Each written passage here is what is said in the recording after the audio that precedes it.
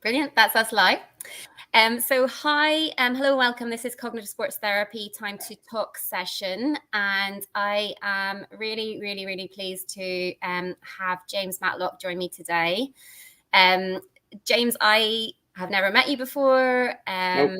I know that you live where I live in Cambridgeshire area, and I know that you're a cyclist, but I know you connect across to Nicola Osler, who is part of Cognitive Sports Therapy, was part of Cognitive Sports Therapy. And you basically approached me, didn't you, and said you'd love to have a conversation. And I had hoped that you would come on. And as part of this week, we've been talking about men's mental health in particular. But do you want to tell me a little bit more about you? Because, I don't know. Okay, no, as you rightly said, we share a mutual friend in Nicola Osler. Nicola is a customer of mine in my little bike shop in Waterbeach. So through kind of connecting with her, I saw you on Facebook and Cognitive Sports Therapy, and seemingly whatever subject you were talking about, I found was delivered in a way that I kind of really enjoyed listening to. So I kind of probably, like fan of the show, maybe, I guess. Nice. And then we got a few posts. I saw a few posts, men's mental health, and kind of conscious that it's that time of year and suicide prevention and all that kind of stuff. And I was like, wow, I know someone who's got a vehicle for this kind of stuff to have a chat, So did, as you say, reached out and said, look, maybe me and you could have a chat. This is something I have experience of firsthand, both in my day job and literally personally. And yeah, I just thought we'd have a chat. I always liked the way that you conducted your chats. And I was like, I think being the other side of that would be cool, rather than not having a conversation with someone whose conversational style I particularly enjoyed or respect like I do yours, So, yeah. Brilliant. And I think the thing that you said to me, you said it a couple of times, you said it in the email and in your introduction, was that you kind of felt like you would give a different perspective on men's mental health than what is normally out there.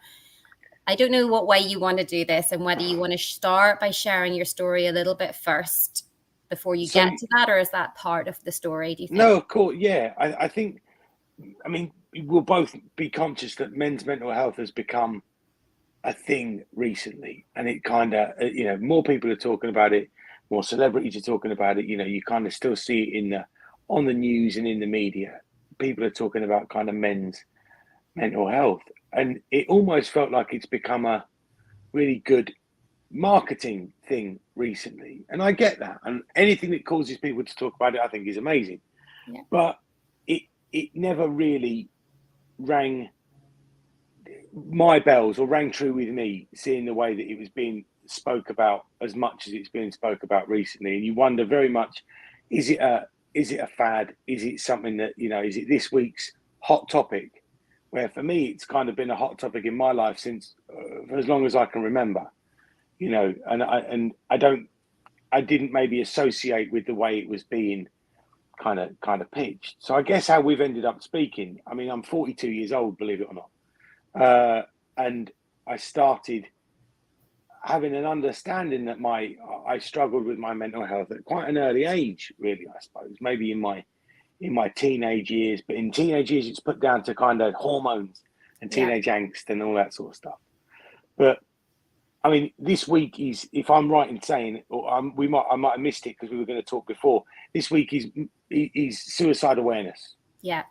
This week, is it? It was on Saturday, so Saturday. Yeah. See, that's mad, isn't it? Just that alone gets a day. One day.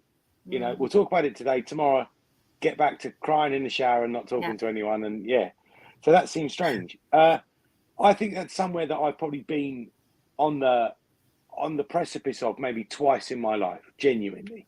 Okay. I can distinctly remember those two times. Once I was in a really high-powered, not high-powered, that's wrong, a high-pressure sales job at the time, and everything sort of had a very much a domino effect of kind of going wrong. The job was going wrong, and subsequently out of work was going wrong, and because out of work was going wrong, the job was going badly. Mm-hmm. And it just kind of got on top of me. And I used to walk to work. It was on Newmarket Road in Cambridge. And, I won't, where it is irrelevant really, but I would walk over a bridge every day, a railway bridge. you know. And there was a day where I was like, do you know what? Would it just not be easier to kind of just jump off this bridge and just no one would have to worry? I wouldn't be a pain in everybody's ass.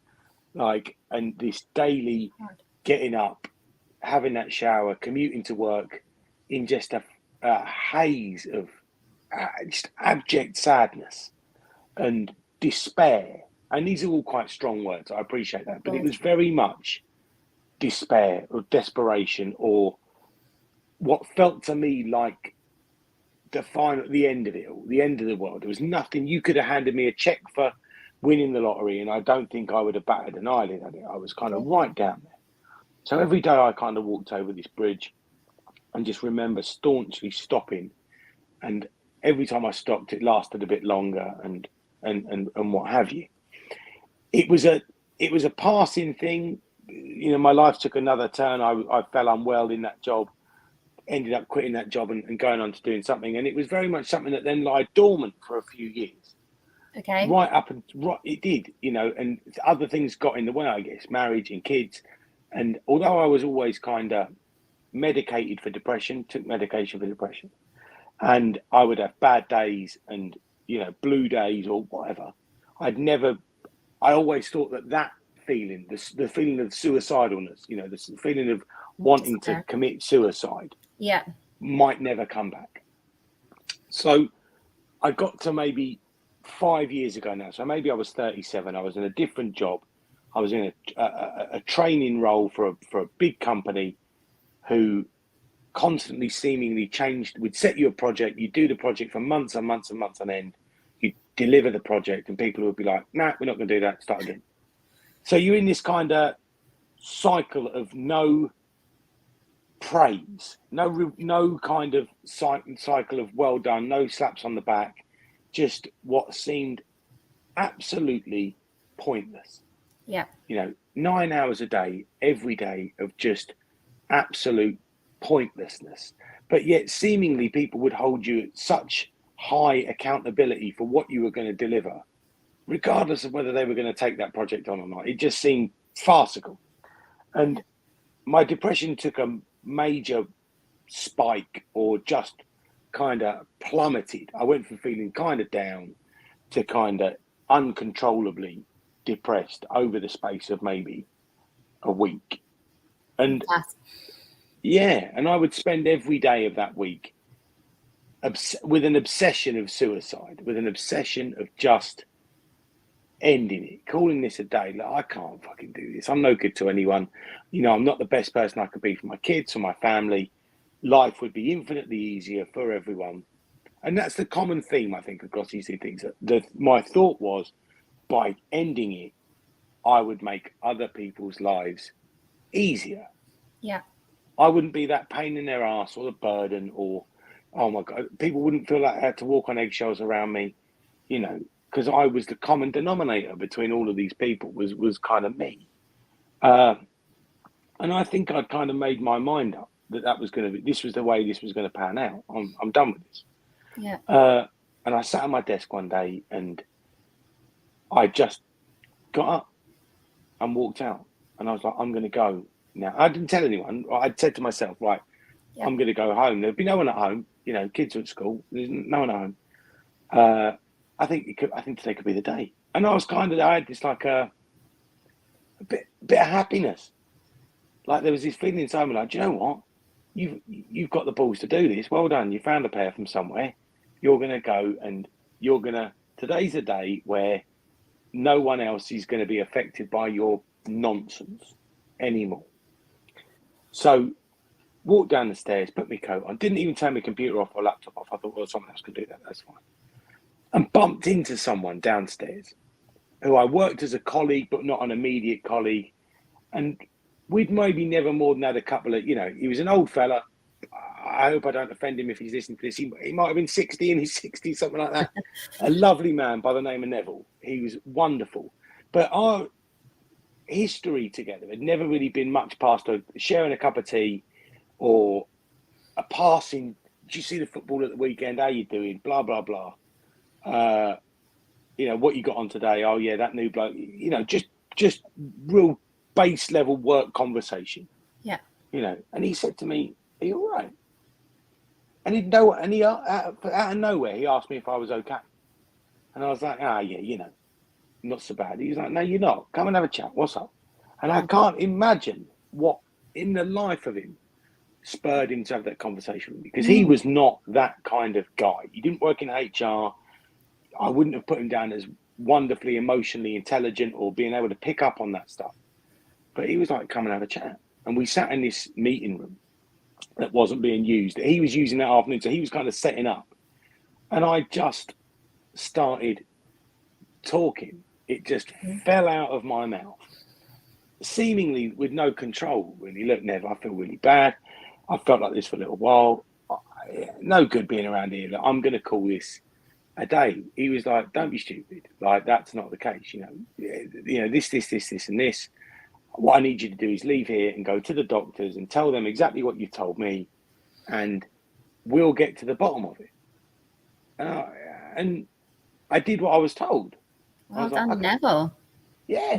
But genuinely, like, if I would put two people in my life down to actively saving my life, and I think he was one of them.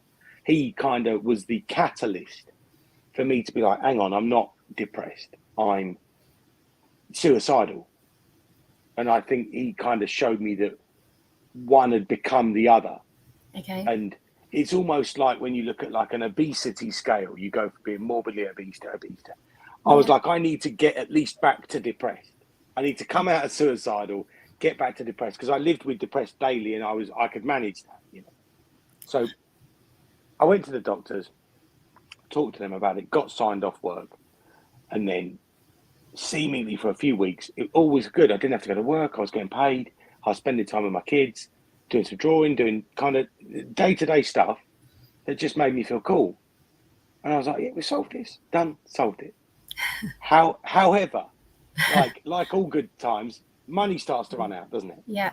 So money starts to run out, and then you're back in this similar situation. So I ended up taking a job that I didn't want, but I took because it was going to pay the rent and he was going to look after the kids. And I was like, "I'll sort it out." Popped to see another friend randomly, who I haven't seen for maybe 5 years. Just was like, he works in a shop. I'm going to go and see him.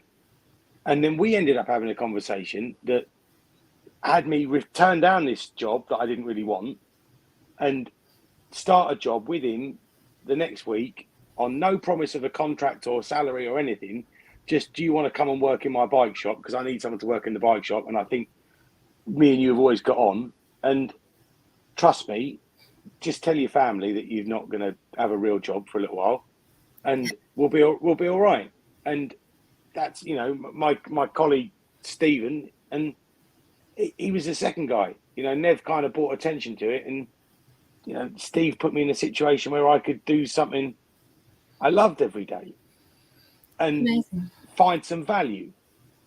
And you And kind of realise you'd obviously sorry. been to see doctors, and you'd obviously been given medication, and had no one asked, or had you just not said, or what? I think it was always, I saw those kind of medication reviews as very much a tick box exercise. Okay. Being a long-term person with depression, you just know what to say, don't you? You think, well, I know what answers got me my medication last time. You know, how did you feel? Blah, blah, blah, blah. But I also knew what would trigger a bigger conversation that maybe I wasn't ready to have. Okay. So when they were like, "Have you had feelings of," you know, whatever it's worded, you know, invasive thoughts or thoughts of violence towards yourself or others, or the questionnaire you fill in every time you go to the doctors about depression. And I just knew to say no. You know, if I kept it at a struggling, daily mood is 2 out of 10, blah, blah, blah, blah, blah, I'd get my repeat prescription for my antidepressants or my, you know, serotonin inhibitors or whatever I was taking. Yeah. And we'll just deal with it.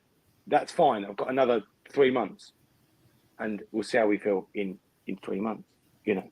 But I took huge amounts of antidepressants for years, but I'm down to kind of, and this is a bravery thing, I'm not really a brave guy. I'm down to like 10 milligrams a day because I think I'm in that habit of, if I haven't taken something, I get a bit like, I haven't taken my antidepressant.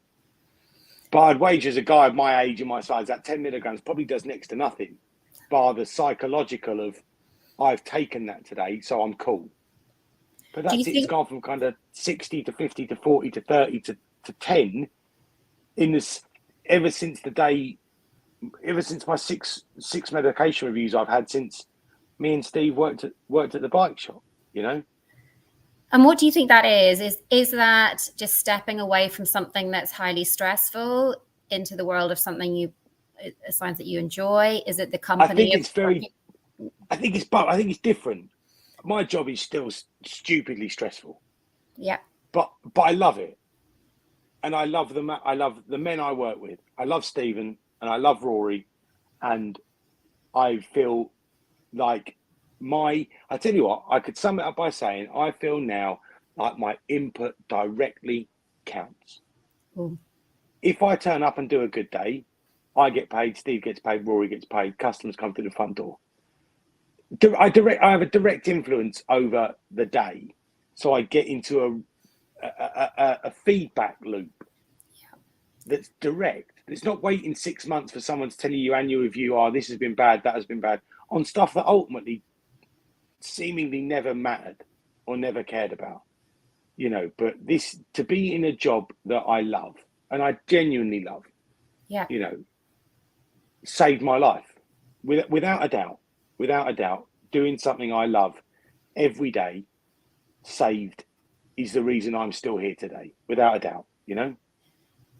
And do you think that you're more open to just even talking about how you're feeling? Do you think that you've turned that? We do talk about it. Yeah. We have a really open conversations in the workplace. You know. Yeah. We have always spoke on social media about men's mental health being do you know what? We've got a bike shop and there's loads of bikes, and I've never had a bike ride where during the bike ride I felt sad or down or depressed. Mm. So if you're feeling like that, come and have a chat with us. Walk through the front door. I'll grab a bike. You grab a bike. We'll go for a bike ride. That's more important than the shop. I'll lock the door and we'll go for a bike ride. Or if you're struggling, come and talk about it. Or if I'm struggling, I'll say to Steve, I'm struggling today. Or we've just, and only this week really, we've brought in a little mental health day policy at work. Yeah. Because I can remember at work previously, I'd ring up, I'd wake up and feel depressed, and I'd ring up and tell my boss I had sickness and diarrhea and I couldn't come in today. That's not true though, was it? I didn't have sickness and diarrhea, I just felt down. Yeah. But the value put on my physical health by a business was massive. Don't come in, we don't want anyone else catching your sickness and diarrhea. But if I rang up and said, you know what, I'm feeling a bit down today, what I'm going to do is go for a ride on my bike because I'll feel better, and I'll come in tomorrow and I'll smash it. Yeah. People would say, get to work. Get into work. I pay you to come to work. I don't pay you to ride your bike. I pay you to come to work. Yeah. But what good am I if I'm there and my head is in the clouds and I can't think straight? What meetings am I good at? What quality of work am I going to put out? You know, so now we don't ask each other. There's only three of us. If I get a WhatsApp in the morning and it says, I'm not going to be in today, do you know what? It's just bikes. World's going to go on, isn't it? Yeah. You know, we aren't curing cancer. We aren't fixing poorly kids. You know, we're just going to sell bikes. Well, you're looking out for each other, aren't you? You're looking out for each other, and even kind of more important, isn't it? Yeah. And Me stepping into the world and Rory still being there tomorrow, and Steve still being there tomorrow. And you know, I've got kids, Steve's got kids, Rory's got kids. Their dad's still being here tomorrow. It means a bit more than the bike shop, doesn't it? It means a bit more than ultimately it means a bit more than any job. But we've never had a job before where we could influence that. You go and work at somewhere like, you know, go and work for a big corporation, say you're going to impart that, and there'll always be elements of abuse of it, or there'll always be people that just take it, you know, whatever. But we love each other, and I think that's the most important thing, really. Yeah. Bikes can wait, and all that sort of stuff, you know. Yeah. But otherwise, someone might not be here tomorrow, mightn't they? And the last text message I've had off them is them saying, "I've got sickness and diarrhea. I'm not going to be in today." So I can't even chop in and go, "No, you're not. Let's have a conversation." So, I mean, 15 minutes has been and gone, James. I said it was going to go really fast. I kind of hope that from this, maybe it might encourage people to feel like they can have that conversation, to be more Neville maybe, and be able to kind of have that conversation. I think it's that. Watch out for each other. Yeah, don't try and be the brave, big, tough guy and be like, do you know what? This will disappear on its own, because I don't think it does. Yeah. You know, I don't think it just disappears one day. Treat it as seriously as your physical health. If you had a pain somewhere in your body every day for 5 years, you'd go to the doctors, wouldn't you? Yeah. And say, look, I've got this. You know, but just because that's a pain in your heart or your head or wherever, you know, your soul or whatever you want to call it, yeah, don't overlook it, you know, because I think you don't realize how many people would miss you, I think is the thing, you know. Yeah. When you've pointed out that whenever you're in the midst of it, you don't necessarily see that. You're telling yourself that people are better off without you, but actually the reality is that they wouldn't be. I don't think they would. I don't think they would. You know, no, they wouldn't. I really don't. Thank you so much for coming on. And as ever, I say at the end, if anyone's got any questions, please feel free to contact me, and I can maybe pass them on to James, and we can have a bit of a chat about them. But it's a brave thing to do, to come forward and chat, and I really, really hope that it maybe helps somebody out there who's listening, who maybe is struggling. Or I hope so. I think if there's anyone out there, don't ever think that, you know, it's more or less valid. Be like, oh, I can't possibly be depressed. You know, you hear that phrase a lot. What on earth could they be depressed about? Yeah. You know, when you see a celebrity, God forbid, take their own life, or you see someone, you know, he's got a Ferrari, he's got £1 million, you know, but I don't think it means anything really. No. I think you just kind of have a sense of worth or a sense of worthlessness. Yeah. And, you know, I was lucky to find that sense of worth with Steve and with Rory, doing a job that I love, you know. Yeah. It's brilliant. Thanks, James. You're welcome. Thank you. Lovely to talk to you. Lovely to talk to you. Bye.